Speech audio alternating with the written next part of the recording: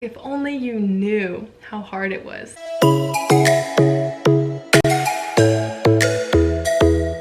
Hi guys, welcome back to my channel. It is Taylor Nicole, and today I'm going to be sharing with you the Salted Road update. What's been going on, why it hasn't started, what is new, what is happening, what is up. I know if you didn't see my vlog that I posted on Monday of last week, probably when you're seeing this or whenever you're seeing this, I said that I was filming all these videos, these last 3 videos on the same day. So I'm wearing the same sweatshirt because it's the only day that I can film this week. So that's just what we're gonna do. If you never heard that, this is a serious situation. I'm not just wearing this sweatshirt every day of my life.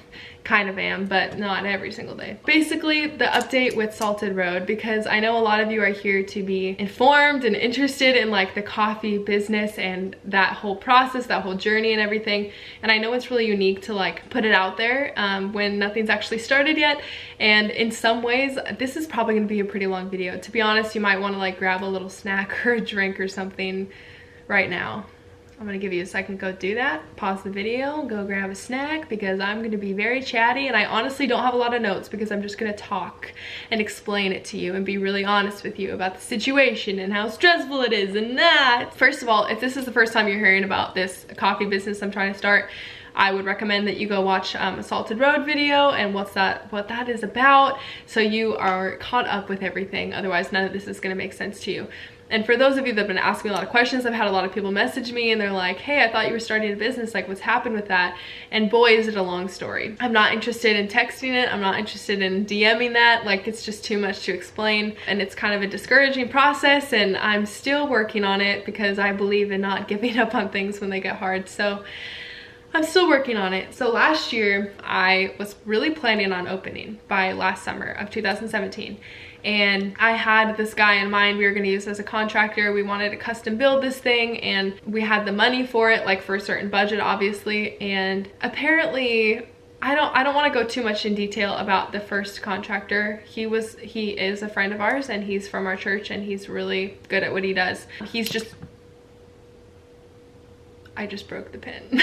Oops. He's really good at what he does. He's just never done a project like this before, and he's used to building like bigger scale things, not as small as what I was trying to do. So I'm trying to open a coffee trailer that I will pull behind my truck, bring to events and stuff like that. We were working with him and getting everything figured out, and we're waiting for the quote for quite some time, because basically, long story short with that, is it ended up taking about 6 to 7, 8 months for us to get a quote back from him. So I had already missed the original time I wanted to open, because in my brain, I know everything is always more expensive, and I know it always takes longer than what you think. That's just, I am still learning a lot about business. Like, I didn't go to business school or anything. I actually dropped out of college to just pursue this.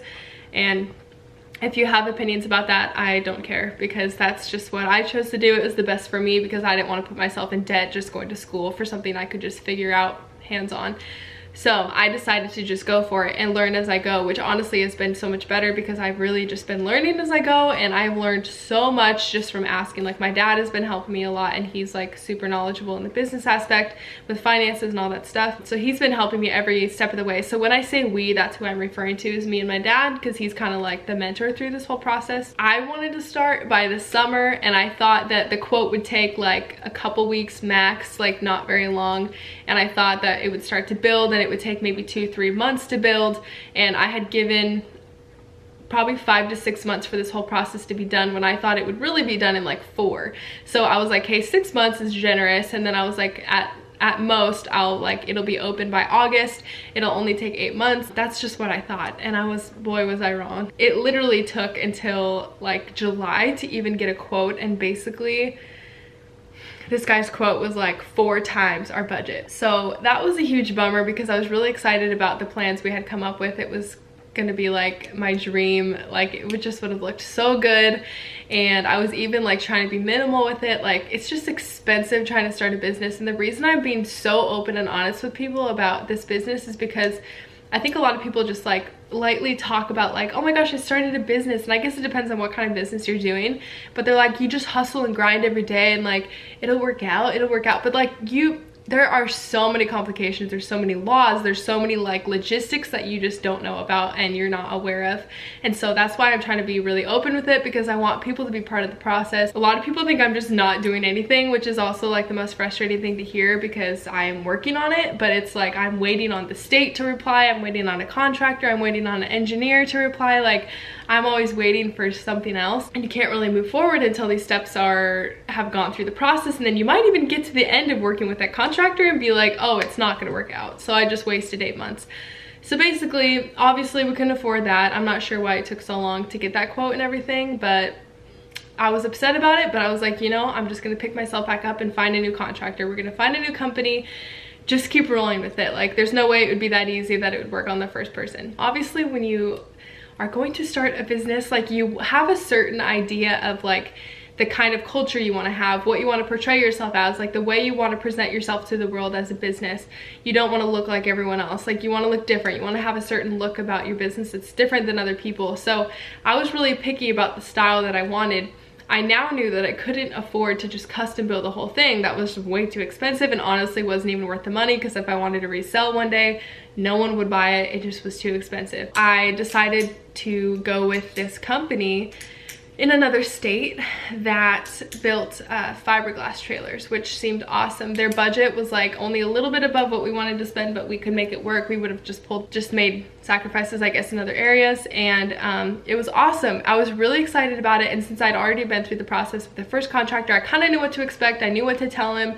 I knew what I wanted. I had like plans like that I had drawn up. That was like what I wanted it to look like, the layout and everything. Some logistics here. If you're using a company from out of state, well, actually, let's back up a little bit. Okay, if you're gonna start like a coffee trailer, you are going to have to be approved by the health department and by LNI is what it's called in Washington. I know it's called different things in different states, but labor and industries, it just makes sure everything is safe for your employees and stuff, and employers, everyone that's going to be working in this facility, this building, this trailer that you're going to own. You just have to have different inspections, and you need to be up to code on everything. And there's like, I read the whole health department code, and there's like specific like measurements of how many inches a shelf needs to be off the ground and how many blah blah blah. Like everything is super specific. I had to like highlight everything that applied to my trailer. And then labor and industries has certain laws for everything's different for depending on what kind of business you're gonna have.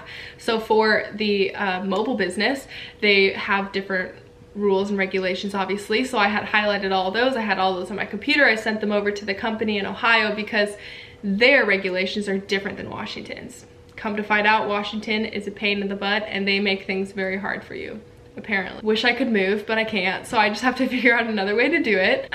Okay, so basically I had to send all of our regulations to this other state so that they could make it up to Washington's code, right? Okay, that's pretty simple to understand. So he was able to do that with everything except one thing.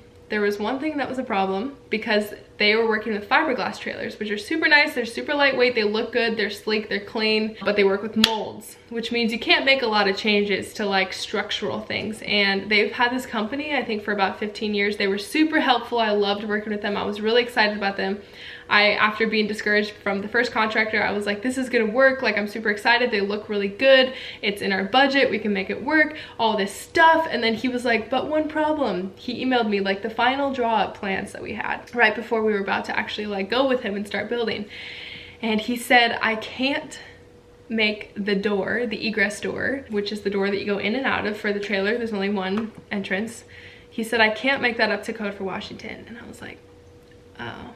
And to be honest, I actually missed that the first time the email came through, and I sent it to my dad to see like, okay, are we going with him or not? And he was like, he can't make the door work. That's gonna be a problem, because if I would have purchased that and everything and it wasn't up to code for Washington, brought it back to Washington, got it inspected to be able to start business, it wouldn't have passed inspection because it doesn't meet Washington's codes. It meets Ohio's codes, which is where the building was being made. That would have been a problem. I basically would have wasted all that money, because that one problem would have kept me from starting the business, because it would not have passed inspection. The door needs to be, Washington state requires the door to be 72 inches tall. They could only make it was like they made theirs 69 inches tall because it's a mold, and molds are expensive. If they were to create a whole new mold for me, we talked about that possibility, but it's just way too expensive. It's not even worth it. They can't cut up any further up to 72 inches because the mold has the electric box above the door, and so I think that's what he was saying. But the electric box, they would cut into the electric box, and obviously that creates more issues. It's not worth it. So they just could not make it work. He said the most he could do, because he was trying to work with me, he said the most he could do was to move it up like 1 inch, and so he could get it to 70 inches tall. And I was like, are you sure you can't do any more than that? And he was like, no, 70 inches tall is the tallest he can do. So I went back to L&I, asked them if they were able to waive it, because I know they can waive some things, and they were like, no, we absolutely can't waive that. And I'm like, this is literally the only thing keeping me from starting this. Like, that's just ridiculous. It's 69 inches is still taller than me, and they aren't okay with 70 just because it's 2 inches shorter than their requirement, which it's like, why is it even that? Because other states don't even require it to be that. So basically they weren't able to waive it. I went back to the company. I'm like, can you please make it any taller? Like, how much is it to create a different mold?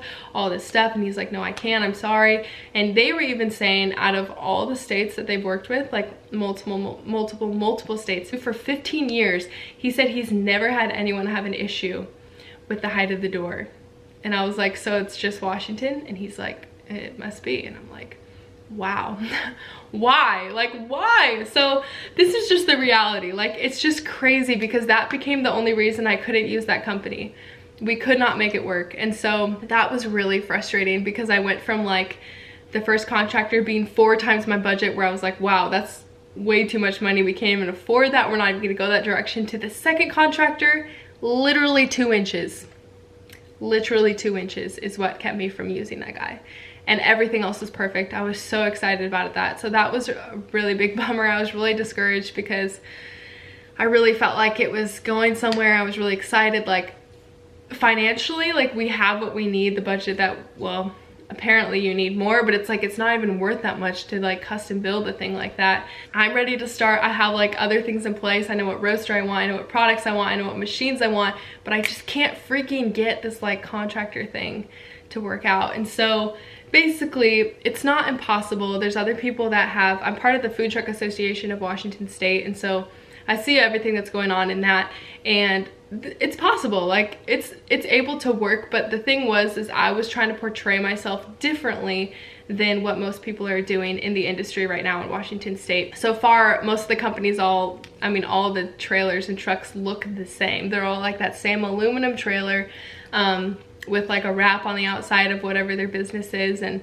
that's fine. That's just not my style. And I was like, I came to this hard place where I was like, do I want to, I don't know, like sacrifice so much that I'm no longer like staying true to the kind of brand that I want, or and make it work, or do I keep trying to create the brand I want and find a company that's able to make it work in my budget?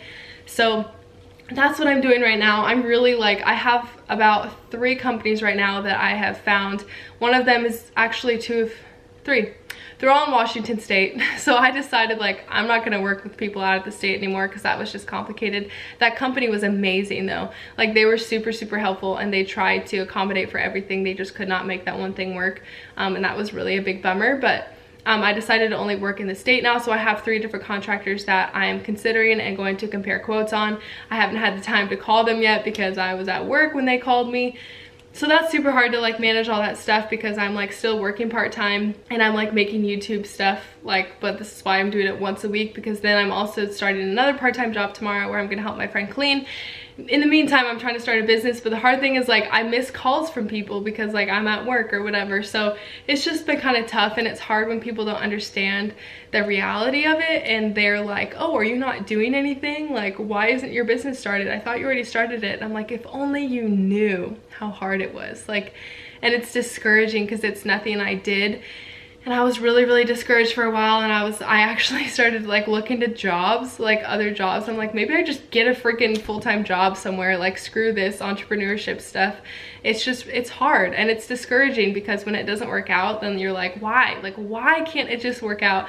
I can't believe it went from like that huge budget to 2 inches. Like, it's so drastic, and it's like, just because the state has these rules and they're not willing to budge on them, like that's just really frustrating. But I know you can't change that. We're gonna work with those other 3 possibilities, and I will see if one of them works out. Obviously let you know if anything changes, but this is just the reality of being an entrepreneur, I guess. Like, there's just like things that are really tough that you come across, and it's discouraging because you get your hopes up and then they crash down, and then you get your hopes up and then they crash down, and then you're like, I'm just exhausted. There was a few times where I was talking to actually one of the reps from Washington State Food Truck Association, and she even thought it was a possibility. She's like, you should be able to get that waived. And she even works for like the association in Washington State, and she was like, that should be able to be waived. And my parents were like, oh my gosh, that's such a good sign. And I was like, I'm not even getting my hopes up anymore. Like every time something almost works out, it doesn't work out. And so I like didn't get too excited about it, and I just let her like finish that communication. She went on my behalf and talked to LNI. Even though I had tried, she went back also, and they said no to her too. They said absolutely not, we're not waiving that. And so it's just complicated. But it's been really like a fun journey. Like I've learned a lot about myself and about business, and now I'm just like ready to get it going because I've been through this process twice and it's been a year, and I just thought it would be open by now. And yeah, just getting it started is the hardest part. But I also know that you just have to succeed once. Like if you just keep trying and trying and trying, eventually something's gonna work out and it's gonna be worth it. So thank you to everyone that is interested in my journey. And if you're interested also in doing something like this, like just know there's so many logistics and it's not impossible. I'm still trying, but it might take you a while. Like it's been a year, and it might be easier in your state, honestly. It just sounds like Washington State is really hard to make this happen. So thank you to everyone that's interested in my journey and supporting me, and I appreciate every single one of you. And I hope you guys have a good day, and I will see you in the next video. Bye.